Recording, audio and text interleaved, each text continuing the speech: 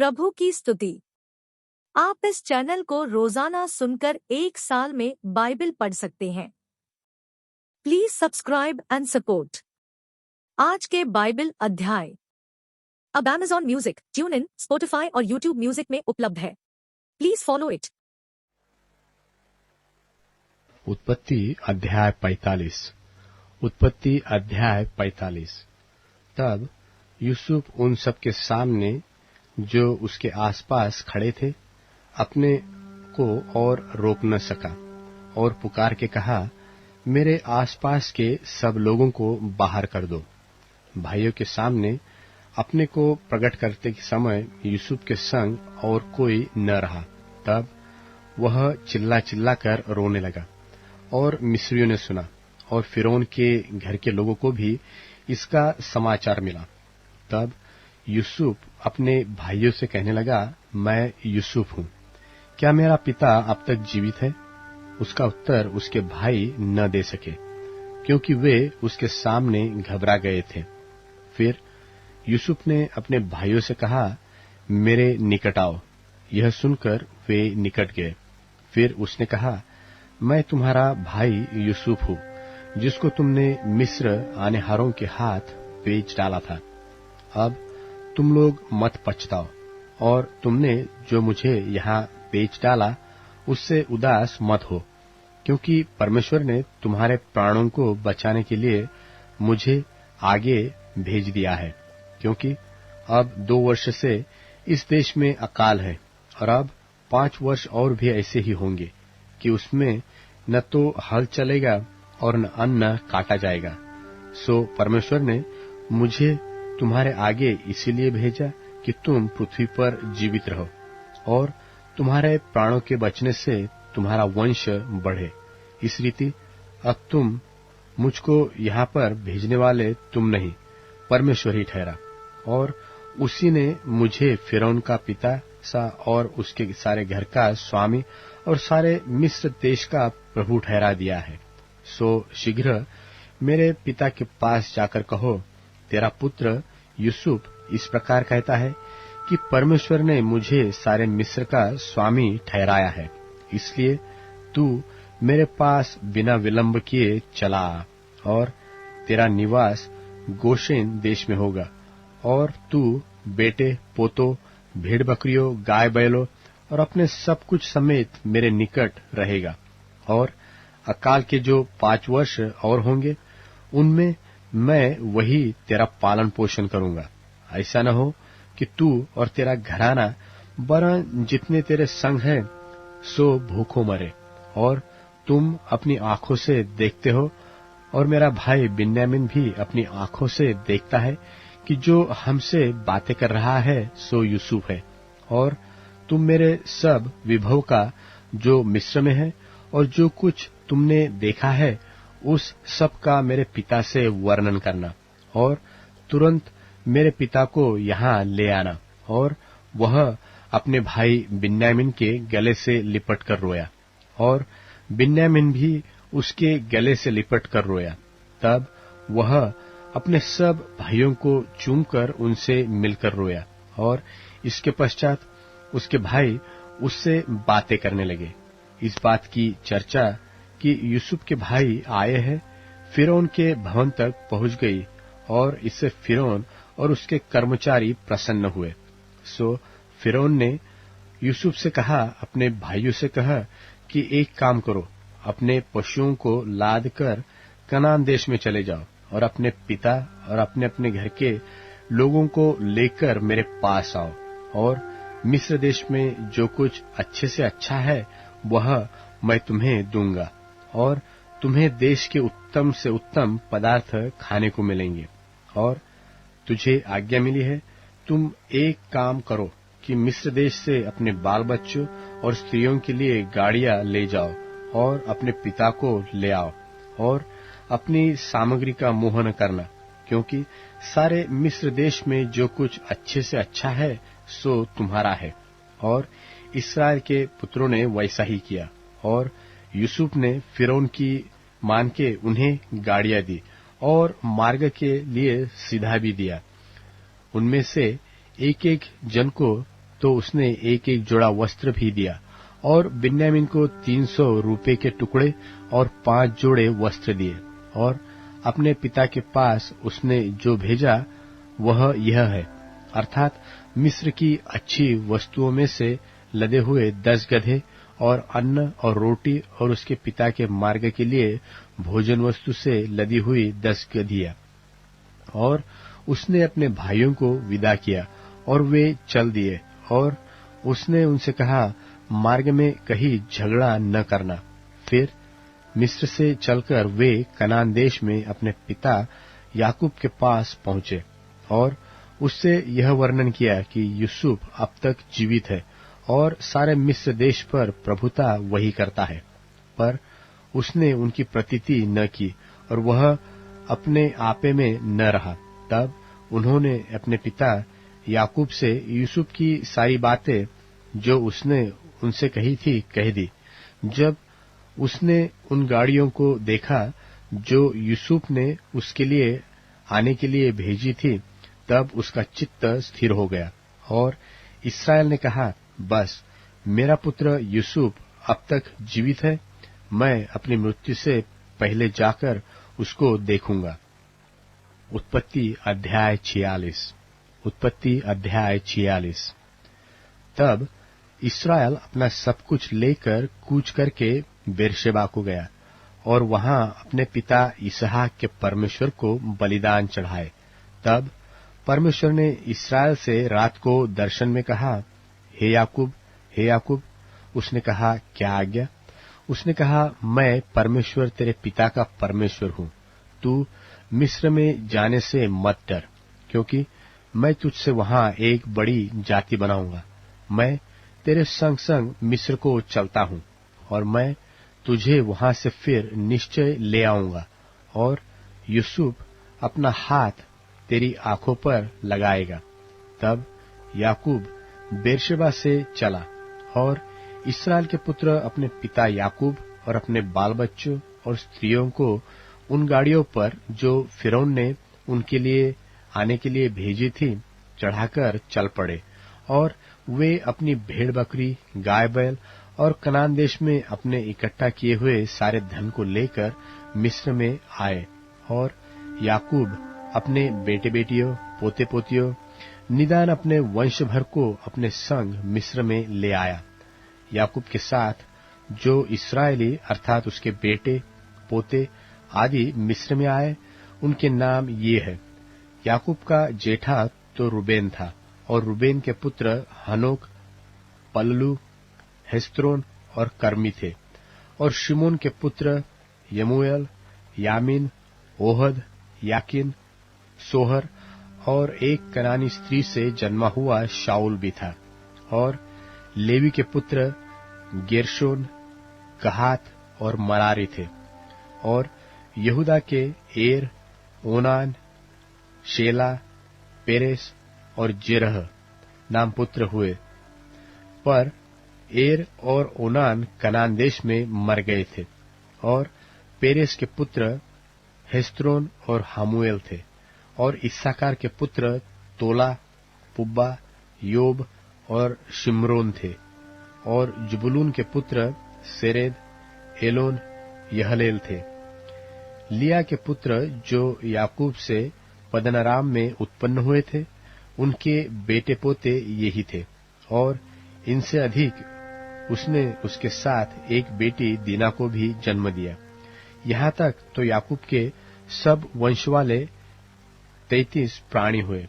फिर गाद के पुत्र सियोन, हाग्गी, शूनी, एस्बोन, एरी, अरोदी और अरेली थे।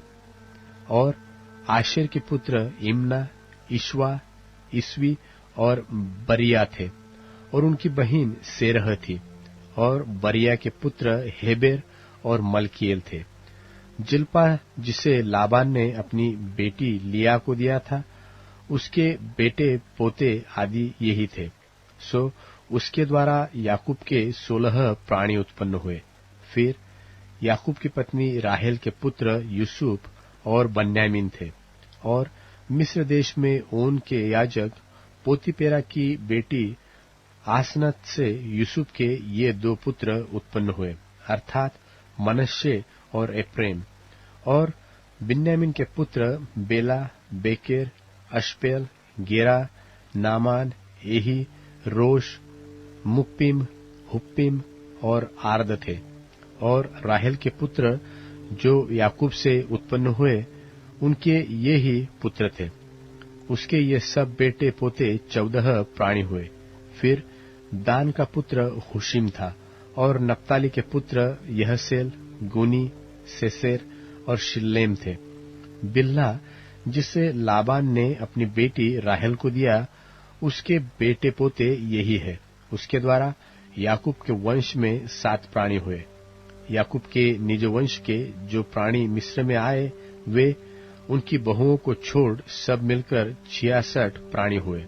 और यूसुफ के पुत्र जो मिस्र में उससे उत्पन्न हुए, वे 2 प्राणी थे।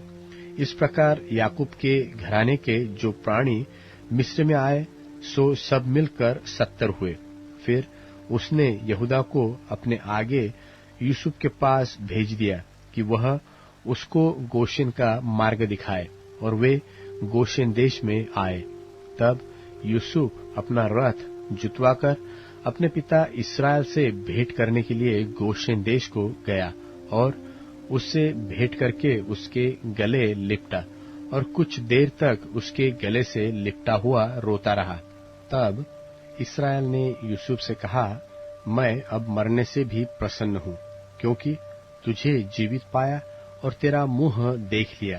तब यूसुफ ने अपने भाइयों से और अपने पिता के घराने से कहा, मैं जाकर फिरौन को यह कहकर समाचार दूंगा कि मेरे भाई और मेरे पिता के सारे घराने के लोग जो कनान देश में रहते थे, वे मेरे पास आ गए हैं, और वे लोग चरवाहे हैं, क्योंकि वे पशुओं को पालते हैं।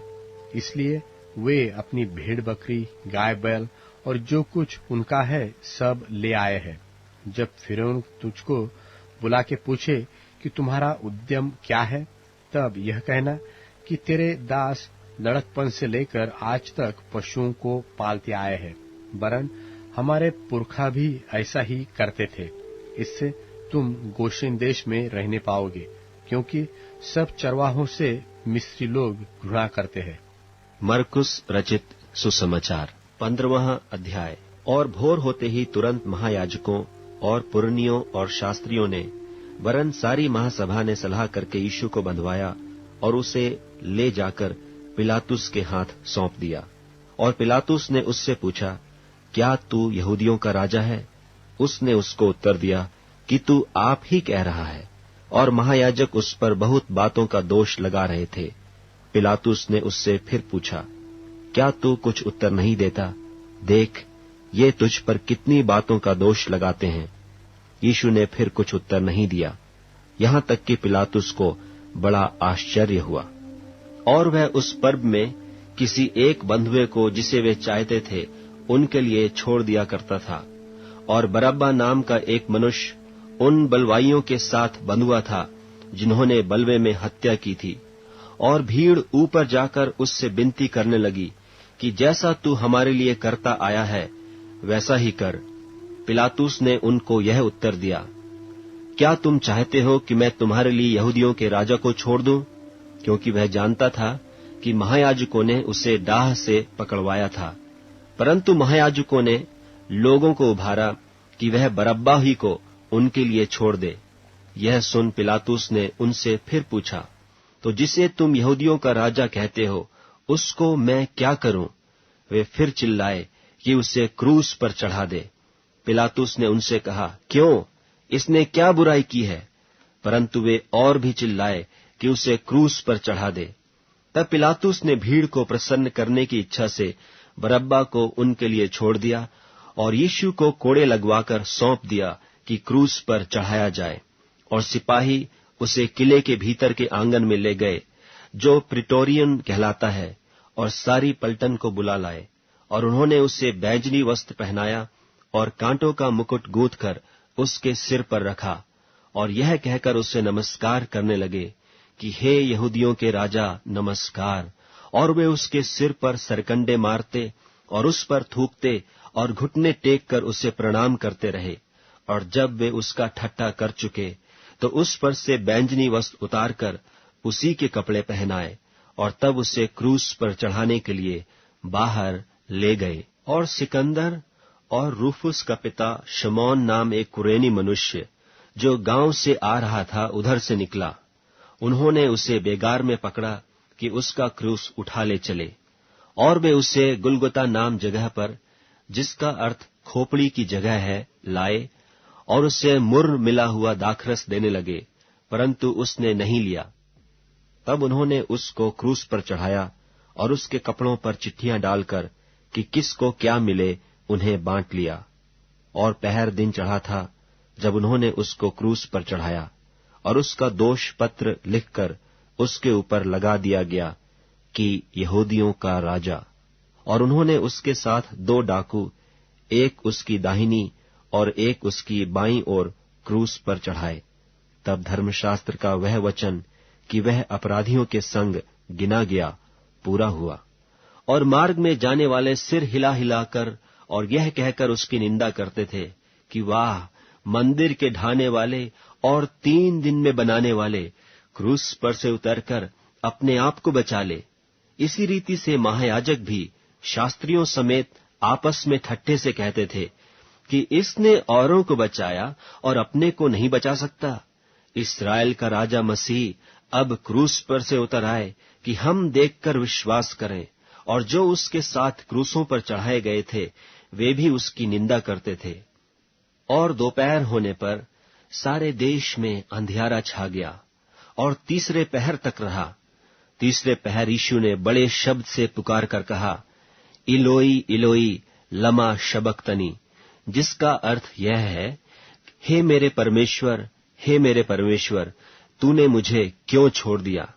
जो पास खड़े थे उनमें से कितनों ने यह सुनकर कहा, देखो, यह एलिय्याह को पुकारता है। और एक ने दौड़कर स्पंज को सिरके में डुबोया और सरकंडे पर रखकर उसे चुसाया और कहा, ठहर जाओ, देखें कि एलिय्याह उसे उतारने के लिए आता है कि नहीं। तब यीशु ने बड़े शब्द से चिल्लाकर प्राण छोड़ दिए और मंदिर का पर्दा ऊपर से नीचे तक फटकर 2 टुकड़े हो गया। जो सूबेदार उसके सामने खड़ा था, जब उसे यूं चिल्लाकर प्राण छोड़ते हुए देखा तो उसने कहा, सचमुच यह मनुष्य परमेश्वर का पुत्र था। कई स्त्रियां भी दूर से देख रही थीं। उनमें मरियम मगदलीनी और छोटे याकूब की और योसेस की माता मरियम और शलोमी थीं। जब वह गलील में था तो ये उसके पीछे हो लेती थीं और उसकी सेवा टहल किया करती थीं। और भी बहुत सी स्त्रियां थीं जो उसके साथ यरूशलेम में आई थीं। जब संध्या हो गई तो इसलिए कि तैयारी का दिन था, जो सब्त के 1 दिन पहले होता है, अरमतिया का रहने वाला यूसुफ आया, जो प्रतिष्ठित मंत्री और आप भी परमेश्वर के राज्य की बाट जोहता था। वह याव करके पिलातुस के पास गया और यीशु की लोथ मांगी। पिलातुस ने आश्चर्य किया कि वह इतना शीघ्र मर गया, और सूबेदार को बुलाकर पूछा कि क्या उसको मरे हुए देर हुई। सो जब सूबेदार के द्वारा हाल जान लिया तो लोथ यूसुफ को दिला दी। तब उसने एक पतली चादर मोल ली और लोथ को उतारकर उस चादर में लपेटा और एक कब्र में जो चट्टान में खोदी गई थी रखा, और कब्र के द्वार पर एक पत्थर लुढ़का दिया। और मरियम मगदलीनी और योसेस की माता मरियम देख रही थीं कि वह कहाँ रखा गया है। मरकुस रचित सुसमाचार 16वां अध्याय। जब सब्त का दिन बीत गया तो मरियम मगदलीनी और याकूब की माता मरियम और शलोमी ने सुगंधित वस्तुएं मोल ली कि आकर उस पर मलें। और सप्ताह के पहले दिन बड़ी भोर जब सूरज निकला ही था, वे कब्र पर आईं और आपस में कहती थीं कि हमारे लिए कब्र के द्वार पर से पत्थर कौन लुढ़काएगा। जब उन्होंने आंख उठाई तो देखा कि पत्थर लुढ़का हुआ है, क्योंकि वह बहुत ही बड़ा था। और कब्र के भीतर जाकर उन्होंने एक जवान को श्वेत वस्त्र पहने हुए दाहिनी ओर बैठे देखा और बहुत चकित हुई। उसने उनसे कहा, चकित मत हो, तुम यीशु नासरी को जो क्रूस पर चढ़ाया गया था ढूंढती हो, वह जी उठा है, यहाँ नहीं है। देखो, यही वह स्थान है जहाँ उन्होंने उसे रखा था। परंतु तुम जाओ और उसके चेलों और पतरस से कहो कि वह तुमसे पहले गलील को जाएगा, जैसा उसने तुमसे कहा था, तुम वहीं उसे देखोगे। और वे निकलकर कब्र से भाग गईं, क्योंकि कपकपी और घबराहट उन पर छा गई थी, और उन्होंने किसी से कुछ न कहा, क्योंकि डरती थीं। सप्ताह के पहले दिन भोर होते ही वह जी उठकर पहल मरियम मगदलीनी को, जिसमें से उसने 7 दुष्टात्माएं निकाली थीं, दिखाई दिया। उसने जाकर उसके साथियों को, जो शोक में डूबे हुए थे और रो रहे थे, समाचार दिया, और उन्होंने यह सुनकर कि वह जीवित है और उसने उसे देखा है, प्रतीति न की। इसके बाद वह दूसरे रूप में उनमें से 2 को, जब वे गांव की ओर जा रहे थे, दिखाई दिया। उन्होंने भी जाकर औरों को समाचार दिया, परंतु उन्होंने उनकी भी प्रतीति न की। पीछे वह उन 11 को भी, जब वे भोजन करने बैठे थे, दिखाई दिया, और उनके अविश्वास और मन की कठोरता पर उलाहना दिया, क्योंकि जिन्होंने उसके जी उठने के बाद उसे देखा था, इन्होंने उनकी प्रतीति न की थी। और उसने उनसे कहा, तुम सारे जगत में जाकर सारी सृष्टि के लोगों को सुसमाचार प्रचार करो। जो विश्वास करे और बपतिस्मा ले, उसी का उद्धार होगा, परंतु जो विश्वास न करेगा, वह दोषी ठहराया जाएगा। और विश्वास करने वालों में ये चिन्ह होंगे कि वे मेरे नाम से दुष्टात्माओं को निकालेंगे, नई नई भाषा बोलेंगे, सांपों को उठा लेंगे, और यदि वे नाशक वस्तु भी पी जाएं, तो भी उनकी कुछ हानि न होगी। वे बीमारों पर हाथ रखेंगे और वे चंगे हो जाएंगे। निदान प्रभु यीशु उनसे बातें करने के बाद स्वर्ग पर उठा लिया गया और परमेश्वर की दाहिनी ओर बैठ गया। और उन्होंने निकलकर हर जगह प्रचार किया, और प्रभु उनके साथ काम करता रहा, और उन चिन्हों के द्वारा जो साथ साथ होते थे, वचन को दृढ़ करता रहा। आमीन। भजन संहिता अध्याय 23। भजन संहिता अध्याय 23। यहोवा मेरा चरवाहा है, मुझे कुछ घटी न होगी। वह मुझे हरी हरी चराइयों में बैठाता है। वह मुझे सुखदाई जल के झरने के पास ले चलता है। वह मेरे जी में जी ले आता है। धर्मी के मार्गों में वह अपने नाम के निमित्त मेरी अगुवाई करता है। चाहे मैं घोर अंधकार से भरी हुई तराई में होकर चलूं, तो भी हानि से न डरूंगा, क्योंकि तू मेरे साथ रहता है। तेरे सोंटे और तेरी लाठी से मुझे शांति मिलती है। तू मेरे सताने वालों के सामने मेरे लिए मेज बिछाता है। तूने मेरे सिर पर तेल मला है। मेरा कटोरा उमड़ रहा है। निश्चय भलाई और करुणा जीवन भर मेरे साथ साथ बनी रहेंगी, और मैं यहोवा के धाम में सर्वदा वास करूंगा। अब Amazon music, tune in, Spotify और YouTube म्यूजिक में उपलब्ध है। Please follow it.